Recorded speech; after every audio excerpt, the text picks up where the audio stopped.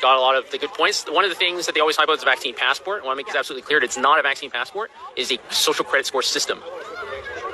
If you go to China, they're piloting it a few years ago in Shenzhen. So I lived overseas. If you go to Shenzhen, back in 2017, they already had facial recognition cameras there. So if you jaywalked in Shenzhen, they would immediately detect that and send you a notification, and they would deduct money from your what they call WeChat account. They use two main apps, WeChat and Alipay. So you can actually deduct your money directly from your account. This is 4 years ago, so this is not like some sort of conspiracy theory. It's not something that's going to happen 10 years into the future. This happened pre-corona in China.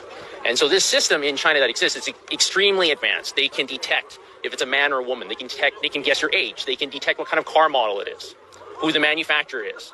This is a sort of technology that we see in all these dystopian sort of films and whatever. And people keep putting it off and thinking that this is something that's going to happen later in my kid's lifetime or my grandkids. It's already here.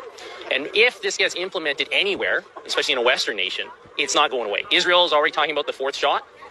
Then they're going to be going to herpes, and they're going to ask if you're gay. They're going to be asking if you ate 3 pizzas this week because it's unhealthy. If you buy certain books from certain countries, your country doesn't like you, you'll lose points in the social credit score system. So this is already the reality of the world in certain places, and we need to be aware of that if we don't want that or if we do.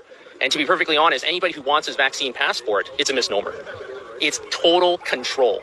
Everything you do or don't do will be calculated to the point where if they can detect your GPS signal, if you have a phone on you, they can detect who you're hanging out with. Oh, you're hanging out with somebody that said something bad 9 years ago on Weibo, okay, like a Chinese equivalent to Facebook or something like that, right?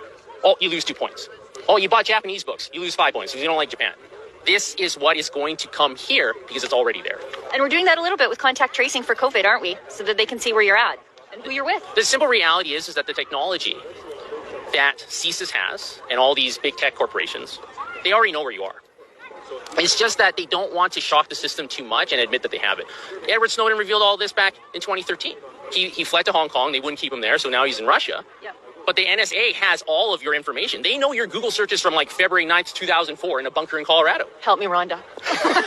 Right? They have all this information. So, but they don't, like in the US, they have the 4th Amendment. They're not supposed to track you forever, right? So they pretend they don't have it, but they do. Yep. If they really want to utilize it, they can. So right now they need the permission of individuals say, oh, we're going to submit to contract tracing, because then they can say, well, you chose that, instead of, well, we're violating your rights for something better, for the common good.